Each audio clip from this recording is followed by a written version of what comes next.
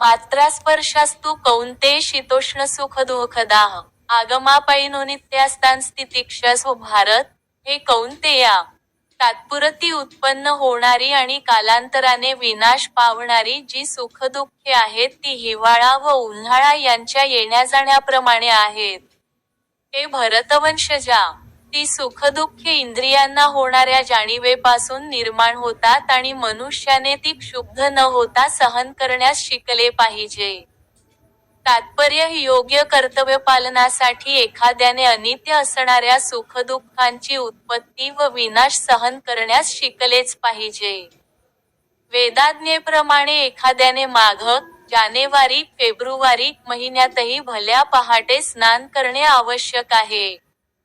त्यावेळी अतिशय थंडी असते तरीही जे धार्मिक तत्त्वांचे पालन करतात ते अशावेळी स्नान करण्यास मागेपुढे पाहत नाहीत. त्याचप्रमाणे मे, जून महिन्यांतील कडक उन्हाळ्यातही स्त्री ही स्वयंपाकघरात स्वयंपाक करण्यास मागेपुढे पाहत नाही.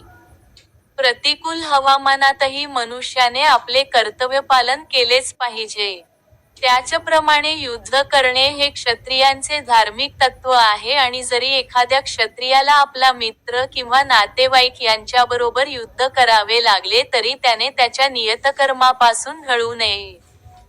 ज्ञानस्तरापर्यंत उन्नत होण्यासाठी एखाद्याने नियत विधिविधानांचे पालन करणे आवश्यक आहे. कारण केवळ ज्ञान आणि भक्तीद्वारेच मनुष्य मायेच्या तावडीतून स्वतःला मुक्त करू शकतो. अर्जुनाला ज्या 2 नावांनी या ठिकाणी संबोधण्यात आले आहे ते सुद्धा महत्त्वपूर्ण आहे.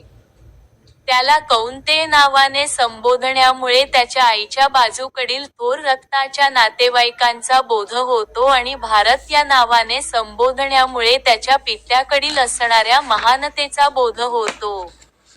दोन्ही बाजूंनी त्याचा वारसा थोर होता. थोर वारशामुळे योग्य कर्तव्यपालनाची जबाबदारी वाढते. म्हणून अर्जुन युद्ध करण्याचे टाळू शकत नाही. दररोज भगवद्गीतेचे श्लोक मराठीत ऐकण्यासाठी सबस्क्राईब करा.